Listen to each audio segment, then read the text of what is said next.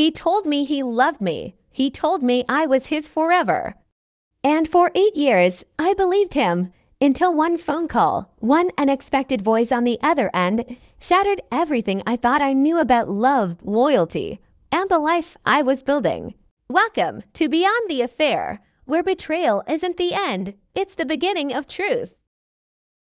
The following story is a submitted narrative. Some details may be adapted or dramatized to protect privacy and enhance storytelling. This is not a verified factual report, but a human emotional journey. My name isn't important, but what I felt might be familiar to you.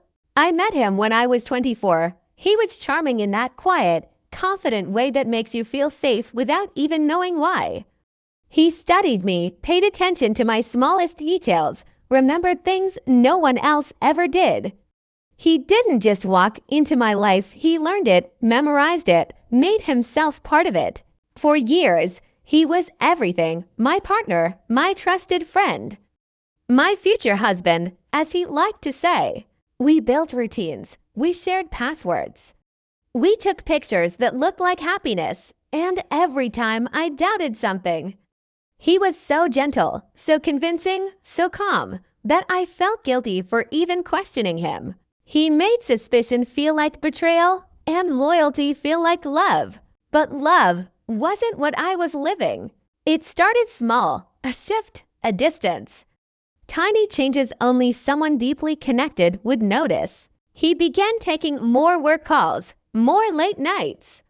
More I'm exhausted kisses on the cheek instead of real affection. He wasn't colder. He was careful, measured, almost rehearsed in the way he existed near me. And then came the phone call. It rang while he was in the shower.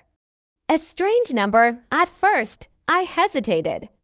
But something inside me whispered, "Answer." So I did. A woman's voice, soft, calm, familiar. In a way that hurt instantly. She asked, "Is he with you?" My heart stopped. I didn't know her name, but she knew his. And she knew us. Because just like me, she believed she was the only woman in his life. For 3 years, he had been living a double life. 2 homes, 2 relationships, 2 futures he promised. As if loyalty was a performance he could duplicate. We spoke for 42 minutes. To strangers, grieving the same man who was still alive. She told me things only someone deeply loved would know, details of his favorite breakfast. Little fears he confessed, jokes he reused, words he repeated to both of us, as if affection were a recycled script. And when he stepped out of the shower, I was standing there. Silent, destroyed, but no longer blind. He denied it, of course he did. Then deflected, then blamed me, then cried. He performed every stage of guilt in front of me. Not because he regretted what he did, but because he regretted losing control. That's when I finally understood something painful, but necessary. Some people don't cheat because they are unhappy. They cheat because they are empty, because power feels better to them than love, because deception makes them feel important.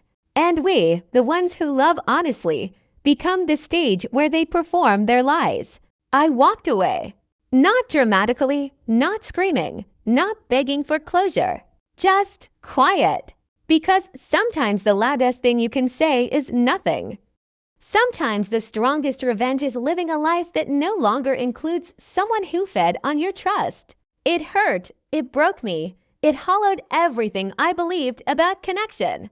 But pain isn't always destruction. Sometimes it's evolution. Today, I'm not the woman who was betrayed. I am the woman who finally woke up. And if you're listening and you feel that something isn't right, don't silence yourself to protect someone else's lies. Trust your discomfort. It knows the truth before you do. Betrayal doesn't just break hearts. It breaks illusions. It exposes what was never love to begin with. And as painful as that truth is, it's also the beginning of strength. This is what exists beyond the affair.